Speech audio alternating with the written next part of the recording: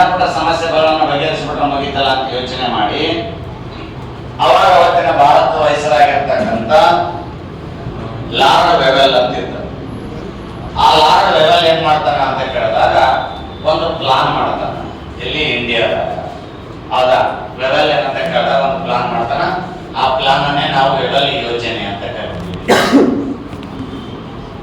Wavell ಏನಂದ್ರೆ ಅವನು ಗಾಂಧೀಜಿ ಆ ಒಂದು ಲೆಟರ್ ಕೊಟ್ಟ ಮೇಲೆ ಅಥವಾ ಡಿಮ್ಯಾಂಡ್ಗಳನ್ನ ಇಟ್ಟ ಮೇಲೆ ಆತ ಏನ್ ಮಾಡ್ತಾನಂದ್ರೆ ಒಂದು ಯೋಜನೆಯನ್ನು ರೂಪಿಸ್ತಾನ. ಅದೇ ವೆವೆಲ್ ಯೋಜನೆ ಅಥವಾ ವೆವೆಲ್ ಯೋಜನೆ ಅಥವಾ ಸಿಮ್ಲಾ ಸಮಾವೇಶ. ನೋಡ, ವೆವೆಲ್ ಏನಂದ್ರೆ ಪ್ಲಾನ್. ಇದ್ದ ಏನ್ ಹೇಳ್ತಾನಂದ್ರೆ ಗಾಂಧೀಜಿ ಲೆಟರ್ ಕೊಟ್ಟ ಮೇಲೆ ಇದ್ದೇನ್ ಹೇಳ್ತಾನಂದ್ರೆ ಕಾರ್ಯಕಾರಿ ಮಂಡಳಿಯನ್ನ ಪುನರ್ ಸಂಘಟಿಸಬೇಕು ಅಂತ ಹೇಳ್ತಾನೆ. ಕಾರ್ಯಕಾರಿ ಮಂಡಳಿಯನ್ನ ಪುನರ್ ಸಂಘಟನೆ ಮಾಡಬೇಕು ಅಂದ್ರೆ ಕಾರ್ಯಕಾರಿ ಮಂಡಳಿಯನ್ನ ಪುನರ್ ಸಂಘಟನೆ ಮಾಡಿ ಹಿಂದೂಗಳಿಗೆ ಮತ್ತು ಮುಸ್ಲಿಮರಿಗೆ ಸಪರೇಟ್ ಏನಂತ ಕೇಳಿದಾಗ ಕೊಡುವಂತ ವೋಟಿಂಗ್ ರೈಟ್ಸ್ ಅನ್ನ ಸಮಾನವಾಗಿ ಹಂಚಬೇಕು ಅಂತ ಹೇಳ್ದ.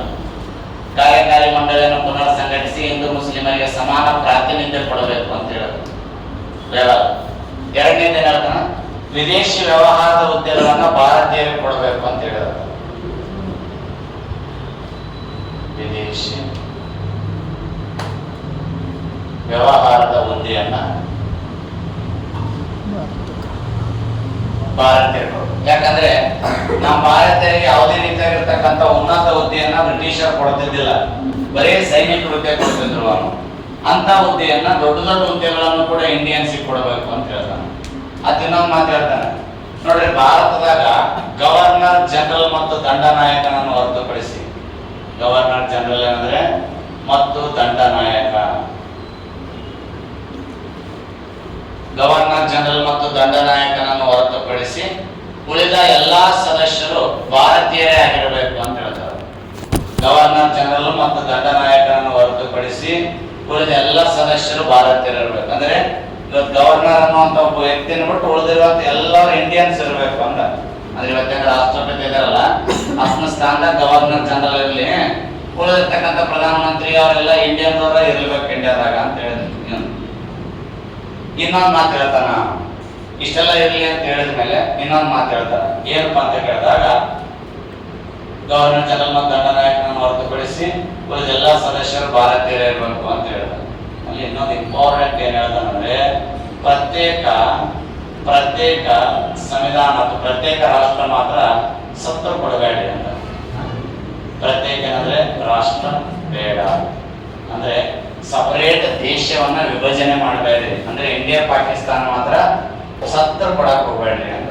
ಯಾಕಪ್ಪ ಅಂದ್ರೆ ಇಲ್ಲಿ ತನಕ ಹೋರಾಟ ಮಾಡ್ಕೊಂಡ್ ಬಂದಿರ್ತಕ್ಕಂಥ ಎಲ್ಲಾ ಭಾರತೀಯರು ಅಖಂಡ ಭಾರತಕ್ಕಾಗಿ ಹೋರಾಟ ಮಾಡ್ಯಾರ.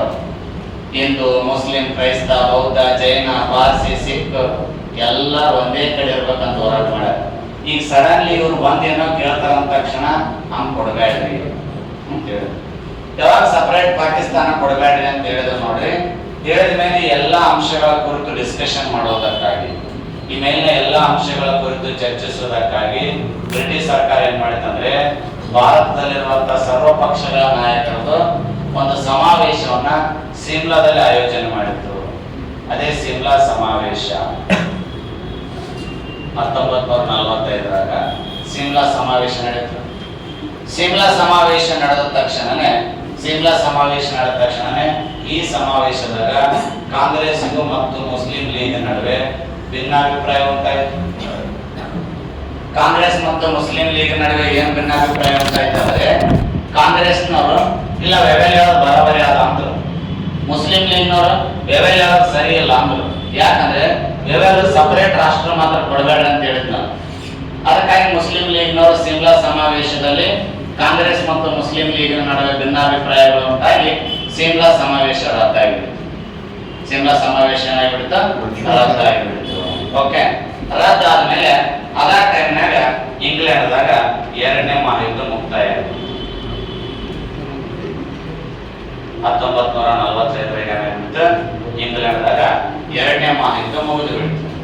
ಅಲ್ಲಿ 2ನೇ ಮಹಾಯುದ್ಧ ಮುಗಿದ ಮೇಲೆ ಚುನಾವಣೆಗಳು ನಡೆದು ಇಂಗ್ಲೆಂಡ್ದಾಗ ಏನಂತ ಕೇಳಿದಾಗ ಚುನಾವಣೆ ನಡೆದಾಗ 2 ಪಾರ್ಟಿಗಳು ಬಹಳ ಸೌಂಡ್ ಇದ್ವು. ಅವೆರಡು ಒಂದು ಕನ್ಸರ್ವೇಟಿವ್ ಪಾರ್ಟಿ ಅಂತೇಳಿ. ಅಂದ್ರೆ ಯಾವ್ದಂದ್ರೆ